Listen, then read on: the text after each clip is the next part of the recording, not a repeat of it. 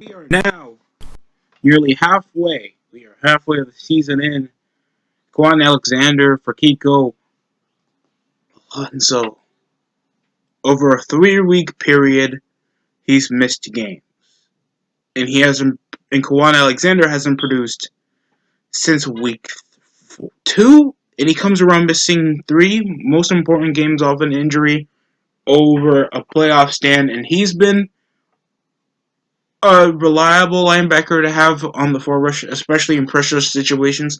But he's been pretty declinant. He hasn't, and he's been in the NFL since 2015. The guy obviously hasn't produced since his first 3 years in the NFL, and in some cases, he only produced went over 100 tackles in only his second season in the league. I mean, it's tough for me to call him out, and obviously it's a safe cap, especially while we still have injuries suffering. As soon as we have George Kittle and Jimmy Garoppolo suffering another out, with Nick Mullins somehow nearly closing up a huge deficit against Seattle the last week. Do I think it was a reliable trade? Well, it sounds like a consolation prize, in my opinion. I don't think it's that much, except for that future pick, and especially on this desolate line we got,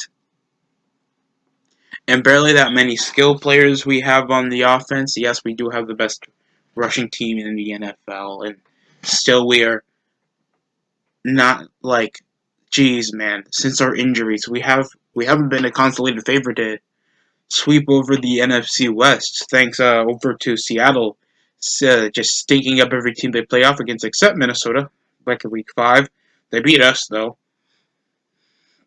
but yeah, that's practically most of the news. Kwon Alexander is not a 49er anymore. He's traded away to the Saints, still an injury reserve over his injury from missing 3 games over stuck in IR, and I understand you get an active a veteran. Last time we heard news about Kiko Alonso, it wasn't positive ones. I mean, he he's a productive guy that can finish over the sack, and he obviously has enough expertise to try to help with certain teams in their next 4 games. And the only relevant thing that's interesting about Kiko Alonso is that he did got a helmet to helmet, like a shoulder to helmet hit on Joe Flacco back at I think it was 2017 or 2016.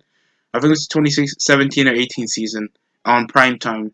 The same time Black Cat came into the field, Kiko Alonso came around with a shoulder to head tackle over to Joe Flacco when he was scrambling out of the pocket for a first down, and bang.